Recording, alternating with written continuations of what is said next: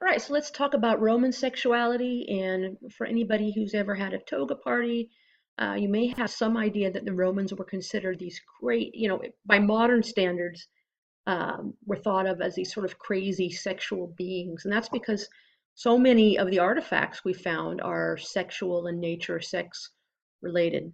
But just a few main points about Roman sexuality. This picture you're looking at here is depicting, there's a lot of gay male homosexual acts depicted in Roman sexuality. You can see it here. Couple of other, so homosexual acts, again, no word for homosexuality, but the men were fairly fluid and they could go back and forth. Um, Another important thing to know is, like with Greek society, Roman prostitution was legal, it was public, and it was commonplace. It was considered in many ways to be a good way to control society, to get people to um, have sex, and if they didn't have a partner, or but to have sex and basically be a little more placid as a society because of sexual release. You can see remains of the elite households, the rich, and you'll notice that erotic art hangs there. So imagine if your parents just had like erotica hanging in the living room, what that might be like to have your friends over. But that's the way it happened in Roman times. Like again with the Greek society, men could have sex with either men or women, but it was preferable to display dominance. In other words, be what we call now the top, the penetrator, rather than the penetratee. Um, and again, much of the religion had aspects of sexuality in it, like Venus and Cupid. And men, but not women, were allowed sex outside of marriage. Some other important points to note. This here is a picture of Pompeii. I think I'm going to go to Pompeii this year. But Pompeii is Mount Vesuvius is a mountain in Italy, and it erupted at one point, and basically all the people were frozen in place, and they were just covered with lava and ashes, and they died kind of right in the middle of what they were doing. So you can see it gives us a really well preserved idea about what Roman society was like in that time. You can go and visit this site right now. Pompeii, interestingly, when it was first discovered, the king came, I think it was the king of Spain, came to see it and shut it back down because it was so risque for the time period. Um, but literally, you can see a brothel in Pompeii where they have on the wall various sex acts and how much they cost. There's the street signs are made to look like a penis, and there's a huge palace. I mean, there's a huge penis structure in the street. So they were very, very open with their uh, uh, erotic nature.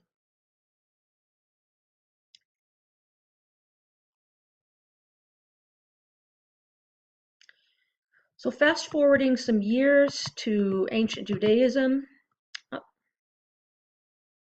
um, and here's some art from that time.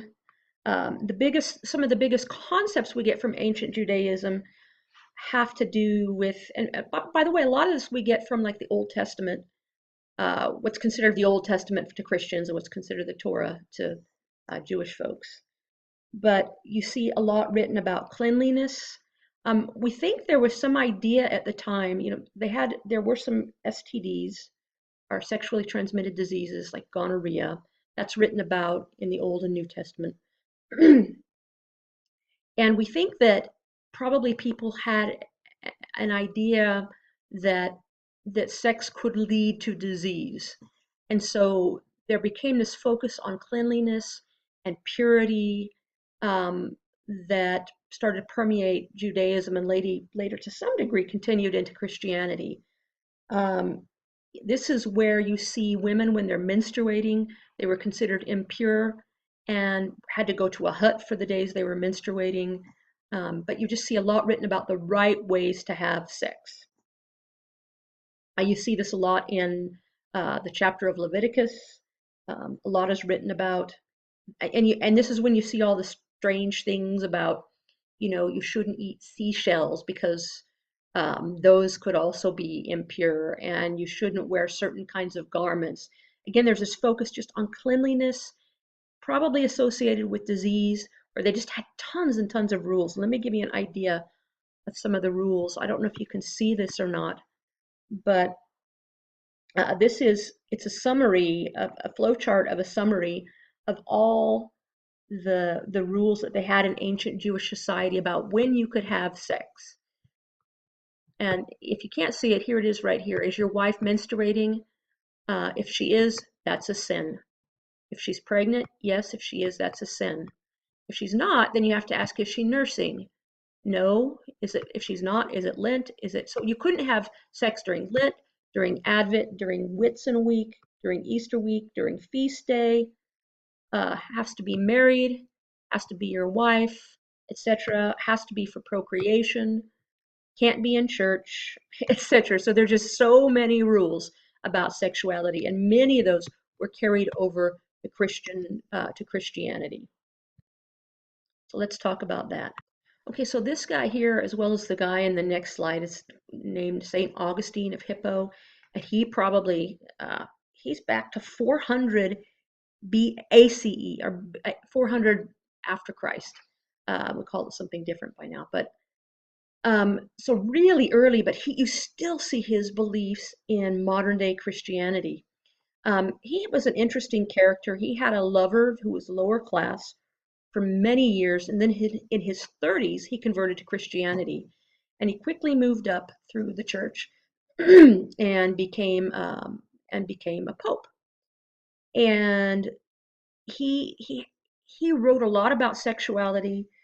Though he had a wild youth, when he converted, he became very, very pristine in his views toward sexuality. And he wrote things like men's erections were, even just the erection, an involuntary erection, is sinful. It was at this point that you start to see the notion that it's women's fault if men have unwanted or undesirable sex. I'm not quite saying that well enough, but men's sexuality was in many ways regarded the responsibility of women. And women, it's our place to not show our bodies, to not tempt men, because men are seen as slaves to their sexual impulses, and if they're tempted, then they almost can't help it. St. Augustine wrote that sex was only for procreation, and even for procreation, the sexual act was sinful. It was necessary, but sinful. Let's see. So again, many edicts also carried over from Judaism. The only good reason was to have sex was to make babies. By the way, let me just give you a timeline. I'm not a historian. These are rough numbers. We don't know the exact numbers in a lot of these cases anyway, or they're disagreed upon. But the Greeks dominated roughly before the year 0, and then the Romans were about up to 400, and then came ancient Judaism. Now, Judaism had been going on for a long time, but what we sort of now think of as Judaism was more around this period, and then Christianity came and dominated. Then you have the Middle Ages, and let's see if I can move this over here. And the Age of Enlightenment. Now, Enlightenment was a time when, let's see if I can move this over. That's when you started to see more advances in technology, but also advances in attitudes. We started to say things like maybe it's not a good idea to have slaves, maybe democracy is a good idea. And you had a lot of advances in art and science. Roughly around 1800, Queen Victoria in England was born, and she died right around 1900. So that's the Victorian age. The first sexual revolution was around 1910, and that was sort of a reaction toward Victorian sexual principles. Second sexual revolution was 1960 to 70, and then today. So just to give you an idea of how all this stuff plays out on a timeline. Here is some art from the Middle Ages, or medieval times, also sometimes called. And pretty much the Catholic Church dominated everything. And only priests were allowed to read. So that's part of why they call it the Dark Ages sometimes, because education wasn't valued, and the priests were considered to be much higher status than the peasants, uh, as well as royalty.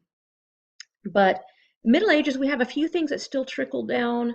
Ideas about chivalry or men um, doing good deeds for women came from around this time, and some just sort of mm, some ideas about dating and the role of men and women in dating. Um, this idea of ennobling love came about from Middle Ages. Now, ennobling love is this is sort of pure love from afar, um, that women were really put up on a pedestal, as seen as being somehow more virtuous than men. And actually, we shouldn't have impure thoughts about women unless they were prostitutes. Um, think about Gwendolyn and Guinevere and Lancelot, how he sort of loved her in a pure way from afar. That's ennobling love. Interestingly, you did see some, unlike some previous and later eras, you saw women being thought of as lusty. You could see that word being applied to women, whereas women were sort of desexualized in most of history and thought of as being asexual compared to men.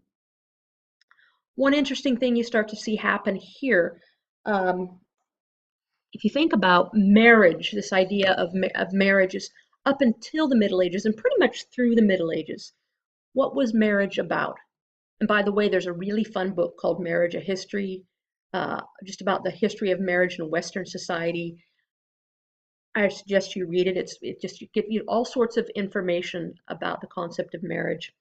But up until and including the Middle Ages, you see marriage is only associated with a couple of things, and that's combining properties. It's a financial and business arrangement. Now remember, in this time, women are considered the property of men. When you're born, you're the property of your dad, and then he gives you to, uh, at the marriage ceremony, he gives you to your husband, and then you're the property of your husband. And marriages were arranged to increase power and wealth. So let's say that you had a piece of land, and you have a neighbor who also has a piece of land, and they have a son and you have a daughter, then it would be advantageous to marry them. And that way you would all have this same sect of land. You'd combine your property, and maybe you'd have a little army and people working for you. So that was the purpose of marriage. But you start to see some writings about, wouldn't it be nice if I liked my husband or wife? And you see the very beginnings of people talking about love and marriage going together. This will increase through the Victorian times, and of course, in modern times, at least in Western society, you don't marriages aren't arranged, and usually in our heteronormative ideas about marriage, that marriage and love are always combined. Um, so those are some things you see happen in the Middle Ages. Let's see if I can pause it. Okay, so with the Victorian age, again, roughly 1800 to 1900, when Queen Victoria was alive. Again, many advances in the sciences and in medicine, particularly during this time. You can see these pictures of women. They're not showing any of their body except for their face. Their necklines come all the way up to the top of their neck. Victorian age is now, there's some changes in how we think about this these days. We've thought of it as being a very prudish age, and where sex was very repressed. There's some evidence, though, that at least underground, or what actually happened in the bedroom but wasn't talked about, was a little kinkier than that. So no longer seen as temptresses, women were believed in the Victorian age to be without sexual desire. Interestingly, there's some more modern writings are suggesting that this is because women started to, the rate that women died in childbirth was extremely high.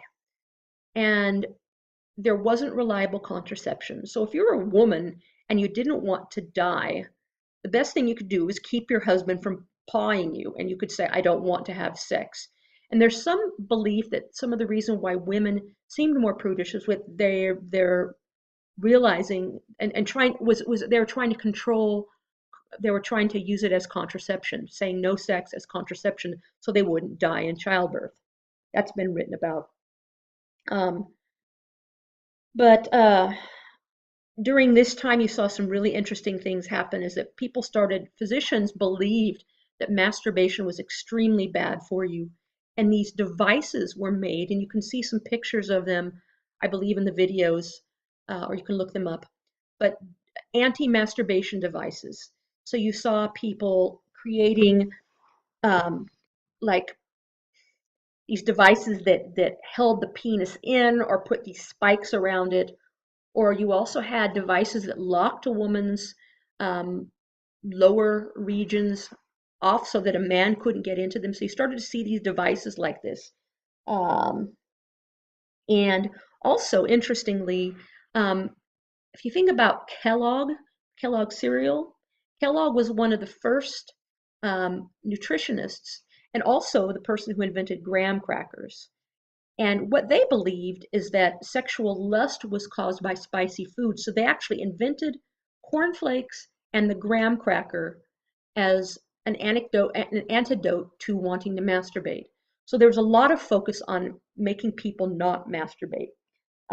They believed that, yeah, that it would make you sick, and that there was only so much semen in a man's body, and if you masturbated, you used it all up. Um, there was a huge emphasis on seeming proper on the outside anyway, which is, I think, where we get these ideas that they're very prudish. But again, there's more evidence today that beneath the sheets in the privacy of their bedrooms, a lot more kinky stuff went on. Um, one really important thing that happened in the Victorian era is you start to see the medicalization of sex. Prior to the Victorian era, if you had an unusual sexual interest, if you were a man who liked to have sex with men, woman who liked to have sex with women, or you liked oral sex, we saw this as a sin. Sometimes we'd even see it as being as as as needing an exorcism, as being inhabited by the devil or by demons. But the Victorian era really saw the rise of medical science, and people, psychiatrists and doctors started writing about unusual sexuality as being, instead of a sin, being a disease. Some very important, famous early people who wrote about this were Richard von Krafft Ebing. He coined the word homosexuality and also sexual sadism. Um, Again, now we don't think of these things as diseases today for the most part, but this probably was an advance in terms of destigmatizing unusual sexuality. Freud came at the end of the Victorian era. He came at about 1880 and wrote a lot during 1900 and the early 1900s, and he started to really normalize sex. He saw a lot of educated women in his private practice, and they told him their deepest, darkest sexual secrets. So he started to write about women and kids as also being sexual beings, not just men. We only thought that adult men were sexual beings, but he wrote about men, about women and children as well.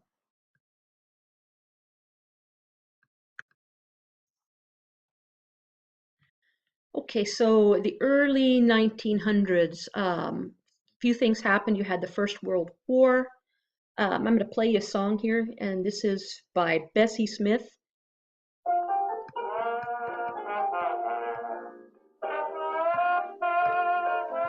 She is the lady here on the right. You see the beginnings of rock music, right? With the jazz.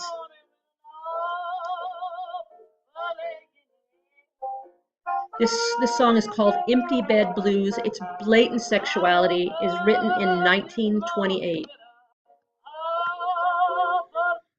Um, One thing about Bessie Smith is I think of her as kind of an early diva.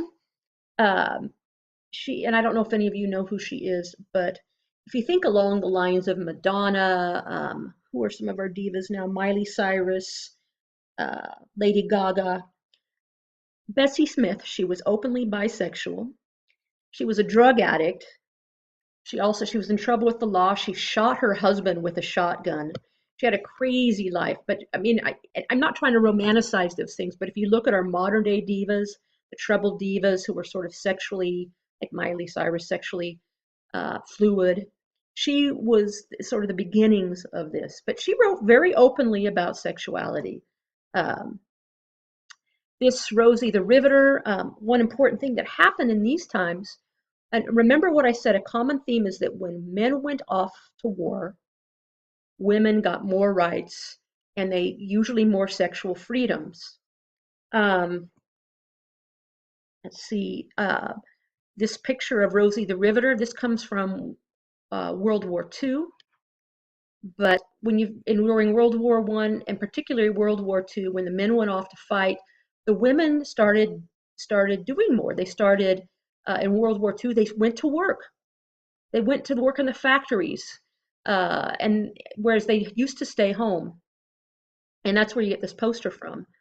There's an old movie with Madonna in it called A League of Their Own, where the National Baseball Association or whatever it was called closed down, and the women went to play baseball to give people entertainment. So, but with these new roles, women also got more rights. You also started to see the way women dressed changed. Women started wearing short hair. You had the flappers. Women started wearing pants, and you had the first sexual revolution where we started talking more and more about women enjoying sex too.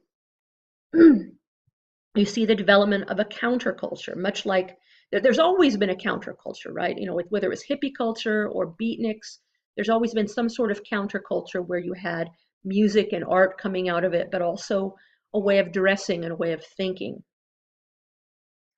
Um, Also, some things you saw here in terms of technology, you saw the first movies. Um, and again, I said that pornography came out like a year later. Um, so you started to see erotic images promulgating visual arts. Um, Something also important that happened medically was in 1928. You got the discovery of penicillin, the very first antibiotic. Up until this time, you could treat syphilis or gonorrhea, but you couldn't cure them. And the discovery of penicillin meant that you could completely cure them. Now, up until the 1900s, sex could have serious consequences. Either it would result in a baby, which is a serious consequence, or it could result in a disease that could be life-threatening. But suddenly you get more reliable and more birth control, um, that people have greater access to, like condoms. But you also get these medications that make these diseases not only treatable but curable. And then, of course, in the 1960s, we get really effective birth control, which meant that you could have sex and not have any negative consequences. That's a really big deal. In the 1960s and 70s, you saw the second sexual revolution. Again, more freedom for women. The birth control pill came out in the 1960s. Women could control their own reproduction, and shortly around that time, also the IUD, which probably doesn't get enough attention. Um, the IUD, by the way, when it first came out, there was a particular kind of IUD that resulted in some deaths. So people stopped using the IUD, but today it's getting a resurgence because it still is very, very effective, and you don't have to remember it to take it daily like you do the birth control pill. Again, another war in the late 60s. You saw the Vietnam War, men go off, more sexual freedoms, a lot of political unrest.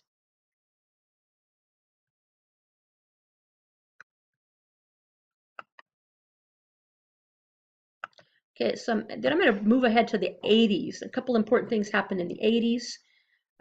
You saw the development of the religious right, and prior to this time, religion was more associated with the American Democratic Party, by the way. But in this time, and something very important happened here, and that's that you had the first cases of AIDS or HIV, and you saw a swing back to more conservative ideas about sexuality. There's a huge Ronald Reagan had a huge commission established to look at the effects of pornography. They actually did some research in Denmark, because Denmark had pornography was legal since 1969. You saw the AIDS epidemic, and you saw a swing back to more conservative ideals. And then roughly, I'm going to say we're at the current time period, and I'm going to end this lecture. And if you have questions, please post them beneath the lecture, and I'll answer them in our next lecture.